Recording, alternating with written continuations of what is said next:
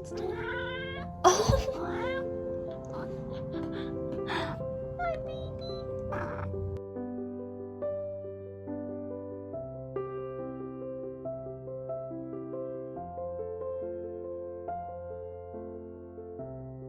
Hi friends, thank you so much for being here for another weekly reading vlog. My name is August and this is Winston. So right now is especially cozy and rosy in here. It's about like 1 o'clock and I am not feeling well today. I want to share some reading updates, but first I do want to acknowledge kind of what I'm going through right now and just be really open and honest about it. Yeah, so I am having a really bad chronic pain day.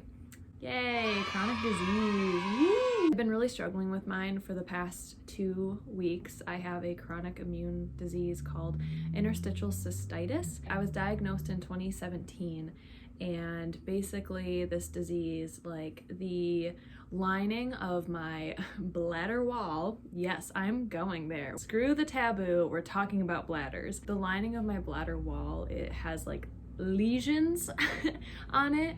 So for a long time I was in a lot of pain. If you've ever experienced a UTI, that is what interstitial cystitis is, and it is incredibly painful. Just in the past 2 weeks I've had a lot of really bad flare-ups and I'm in a lot of pain today. And it's very difficult because it really does like affect everything I want to do for today. I had so many plans. I wanted to be out and about, but my pain is so bad that like I don't feel comfortable leaving the house. Like imagine you're in a car and you have a really full bladder and like the seatbelt is like pressing on it and then you're hitting all the bumps and stuff. Like that's what it's like for me when I have IC. Like it hurts to walk, so I can't take a stroll today. I can't work out because that aggravates it even more, and I can't drive anywhere because I just feel like I need to stop somewhere to go to the bathroom, even though I know in my brain there's nothing there, but the pain is there.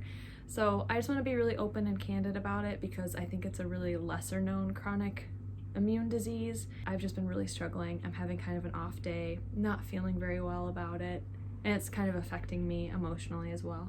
So I just want to be really open and honest on here and being candid. And if you suffer with a chronic disease, like, you know what I mean, of like you kind of just get used to having it and then all of a sudden you have like a really bad day of flare-ups and then it just feels like, wow, this sucks, and you kind of have to like reset a little bit, you know.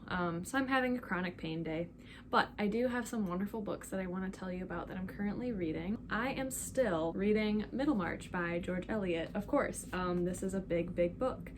I have been reading 2 chapters a day for the buddy read with Kiara Foster, which I will link down below. And while I'm enjoying this classic read, it's easier than I thought it would be to read. I'm not really having fun though. It feels kind of tedious. It feels kind of like a chore. Still reading that one, still trucking through. Don't have a whole lot of updates to share. We're being introduced to new characters right now. There's that one. And then just last night I started the sequel to a book that I just finished called Angel Time, and it's part of a duology series called The Songs of the Seraphim. And this is the sequel called Of Love and Evil by Anne Rice. I don't know how much I want to share about this one because obviously it's a sequel and I don't want to give away too much. So I'm going to be reading this today. This is just much more of like a fun book. I'm 20 pages in right now and it's just entertaining. So that's where I'm currently at, taking a little body health day, trying not to be too bummed about it because it just feels like it puts a lot on hold for me today, but it's okay. We'll get through it together. If you're not having a good mental health day or physical health body day, like, I hope you're able to give yourself some patience and give yourself some grace and ease and try to take care of yourself today. So this is where I'll be in my cozy like bed couch, and I have this awesome little ambience ASMR writer's library from the 1930s, and it is perfect for spring or summer ambience. So I will link that down below as well because it's definitely one of my new favorite ambient videos. I think I'm just gonna sit here this afternoon and just read. Yeah, thank you so much for joining, friends, and I hope you're having a great day so far. Chronic pain people might know this, the trusty heating pad. Mine is so cute, got some little birds on there. In you go.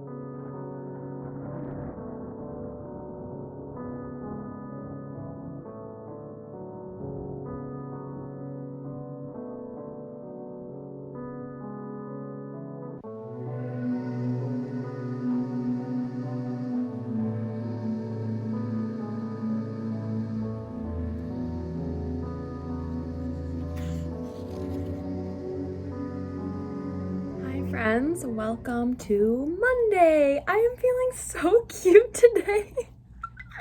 Yay! I actually just found this hairpin at Dollar Tree along with some cat toys, so you might hear some jingling in the background. I am getting ready to film my spring recommendation video, and I'm really excited. I'm gonna be sharing some fiction and nonfiction books that are really good for the springtime, ones that have really big emotional connections to me with the season, and I'm really excited. So I'm gonna get filming to that after my little update here. But I did want to share that last night I finished Of Love and Evil. I basically finished this in a whole day. I ended up spending majority of the day on the couch. In the evening, my partner and I just ordered pizza and we both just sat and read, and I finished this around like 2 a.m. I could not put it down. It was 10 times better than the first book of this series, and on Goodreads, people don't like this book, especially if they've already read Anne Rice books. I thankfully went into this not having read anything from her, and I really loved this book in particular.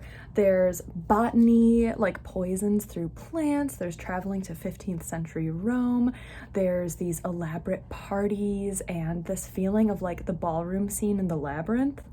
You know what I'm talking about? It's a vibe. And then there's like these really dark ghosts and entities and spirits. Like it just had so much more of a darker, moodier vibe, which I really loved. There was like, yeah, a murder mystery. There was a lot of talk of love and religion, persecution against people for their religion. It never really felt like it was pushing religion down my throat. Instead, it was more of a conversation as to why religion is in our lives. Why do we find it important? But it also talks about how wrong it is and the centuries of torment that Christians and Catholics have like done awful things to the Jewish community through centuries. And I just found it to be really fascinating. Both this book and the previous one, Angel Time, has real historical figures in here, so it is historical fiction as well. And it was just a thrilling ride. I really enjoyed this. For the first time in a really long time, I was able to emotionally connect with characters and really feel how they were feeling, which I thought was just so incredibly well done. So I ended up giving this book a 4 out of 5. I really enjoyed it, loved it way more than Angel Time, but I do think that the first book in this series is necessary to read this one though, which is a little unfortunate because I would love to just recommend this one as a standalone. But going into it, like, you would be lost if you just hopped into this book. So overall, I'm really glad I gave this duology series a read. I really enjoyed this book, and I think it's going to be a topic that sticks with me for a long time because, yeah, I mean, an assassin, redemption, angels, time travel. It was a good time. And then last night, once I finished that book, I wanted to pick up another book immediately. I want to read something that's a little bit easier in language, something that will just enthrall me and throw me into the story right away. So I ended up picking up Burning Blue by Paul Griffin. And this is a book that I found at Dollar Tree a few weeks ago. I did catalog this one in one of my weekly reading vlogs. So that was found at Dollar Tree, brand new. $1, just like this beautiful hairpin. Oh, I can't get over how cute it is. But anyway, I am loving this. I am devouring this. It's such an easy, fast-paced read. Winston has decided to join us. But in this book, the main character, the perspective we're reading from, is a teenager named Jay, and he struggles with having seizures. He's kind of an outcast, a loner, but he's incredibly smart, and he is very passionate about computer hacking and hacking into people's stuff and programming and that kind of stuff. And at his high school, one of the most popular beautiful girls there suffered from an acid attack. So the book really opens up with that, but also knowing that the attacker has not been caught. So it's this really interesting kind of like he's starting to get close to her, starting to understand who she is instead of judging her for face value as being just the most beautiful girl in school, and has just kind of decided to look into this a little bit more, try to figure out what happened, who attacked her with acid. Every single chapter in here is really short, but it always ends with a cliffhanger, so you just want to keep reading. Like, it's hard to put down. Goodreads reviews of it are really quite incredible because this is like a YA thriller. It takes, they're high school students, but people are saying like it's so much more than a YA thriller, like it's so much more than that. So I'm really curious to see as to what people are referencing in this. So far, even the writing is beautiful. I find it really well done, and I really do enjoy the characters. Overall, I'm really enjoying this. I'm really excited to give you all some more updates. But for now, I'm gonna go ahead and get set up to film my spring book recommendation video. The aftermath of filming.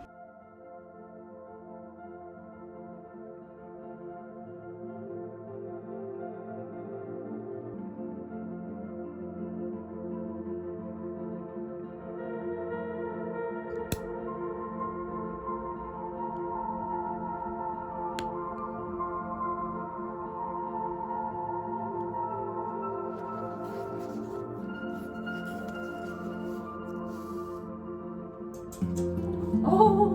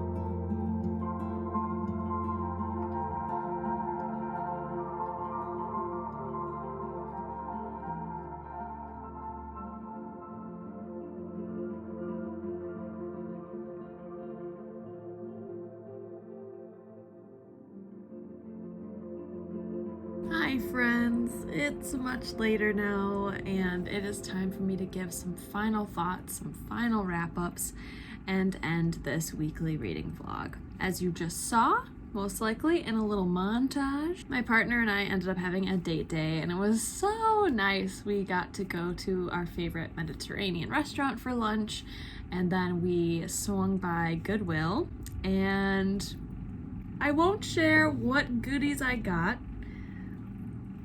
They're over there, and I'm really excited to include some goodies in my next accumulated kind of book haul. I end up leaving with some really cool goodies, some classics, some new to me books, and I'm really excited about it. Then from there we got to go to some botanical gardens and it was lovely. All of the butterflies were out, they were coming out of their cocoons and they were like flying all over the place, and it was just really magical and really fun. And then we got to walk around the outside of the gardens, which had like this giant like Japanese Zen garden and like just tons of ponds and barns and like just really, I don't know, it's been a long time since I was out there, so it's just a really nice fun time. I just had such a, yeah, it was really lovely. So reading updates, that's why we're here. I am so freaking close to finishing Burning Blue. I'm so close. Do you see this?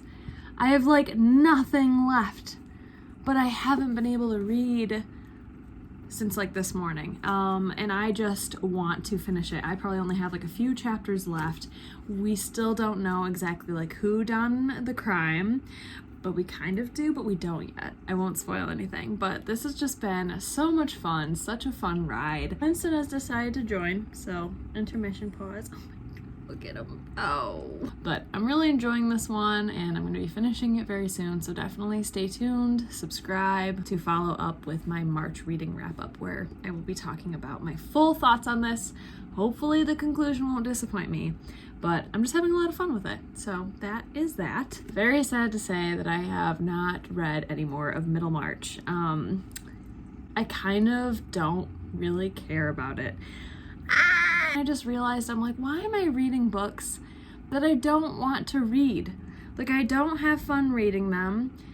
What is it? What am I gonna gain from it? I feel like when I've read classics and I don't enjoy them, all that I've gained from it has been like when people mention it in pop culture, because classics are mentioned a lot more frequently than Dollar Tree books, right? So, you know, you hear of a classic, and the only feeling I get is one of just such harsh critical ego, where I'm just like, I read it, and this feeling of like, well, I read it so I understand the context and I can make an argument. Do you know what I mean? You know that feeling of like slight superiority because you read a freaking book that thousands of other people have read because it's like required reading, or like just throughout history it's always just been deemed as the best, but you don't enjoy it, you don't have a good time reading it. So like, what is the point? I think if I'm real with myself, I have to put the ego aside and be like, I can live the rest of my whole life. Like, I can die without reading Middlemarch and I'd be fine, you know? Like, I'd be fine never reading Great Expectations. I'd be fine without reading these like white people classics. I'd be fine without it. Like, I think I would just much rather like collect classics that I do eventually want to read. Come on, baby. Come on. You're making this video 10 times longer than it needs to be, huh? Yeah, there's always distractions. I just really think that if I'm honest with myself and I realize and I get my ego out of my own way and realize like, wow, I actually really don't want to read this book right now. Why should I force myself to read a book if I'm not enjoying it? It's not even that the book is bad. I just don't care. I just don't care. And when I don't have care or passion or excitement behind me, I don't quite see the point in reading it. So I think that is putting a pin in that one. I did end up making it to like almost 200 pages, which I'm really proud of myself for.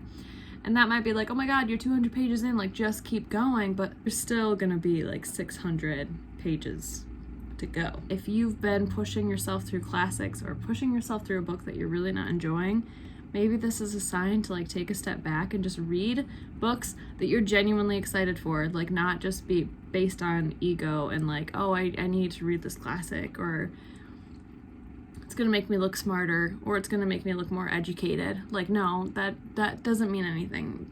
Based on how many classics you read does not say anything about how educated you are as a person, how versatile you are as a reader, how, you know, classics readers are real book readers. I don't know whoever said that though. If you know what I'm talking about or you feel the same way, let me know.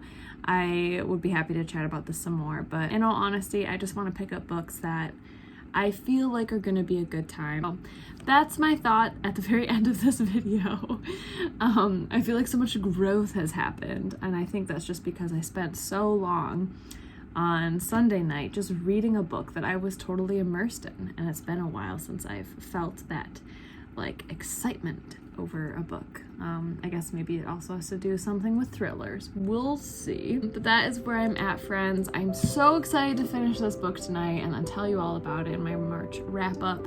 I would love to hear what you all are reading. I hope you all have a really fantastic week. I hope you have a great rest of your day, whatever time it is that you're watching this. Stay cozy, my friends. Bye.